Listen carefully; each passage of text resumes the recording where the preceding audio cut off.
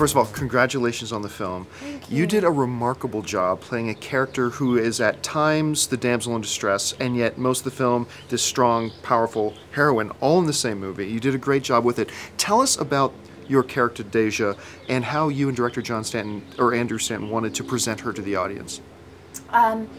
Andrew, with Deja Thoris, we tried to take from the book as much as we can, but also to modernize her to be an example for women and girls, to be for men to say, oh, that kind of strong woman is the type of woman I want to be with, or mostly for me it became about, I mean, I'll just tell you, like, when I started this movie, I was like, I don't know how I'm going to do this. I don't know how I'm going to play this woman. All of my insecurities seemed to have swelled.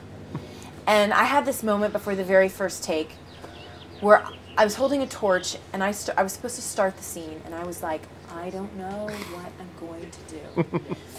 And I lifted up this hand and I looked up to the top as if I could penetrate the studio ceiling.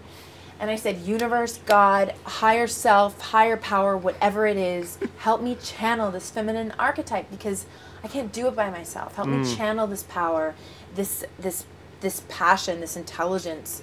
Help me do it, because I can't do it myself. And I did that every scene. So really, this became a spiritual process, a process of, she is a high spiritual being. Her highest goal is to save the planet. Right. And that benevolence, that kind of energy is pure and yet grounded. And the strength comes from, that's something else. That's just how it is on her planet.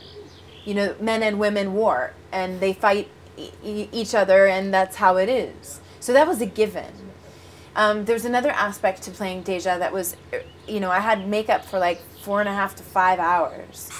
And it seems brutal, but it was actually gave me that time to get back in that place of where she was. Grounded, but strong. Intelligent, but interactive. Intuitive, but soft. It really gave me that time. So it was a trip. It was an experience that I loved.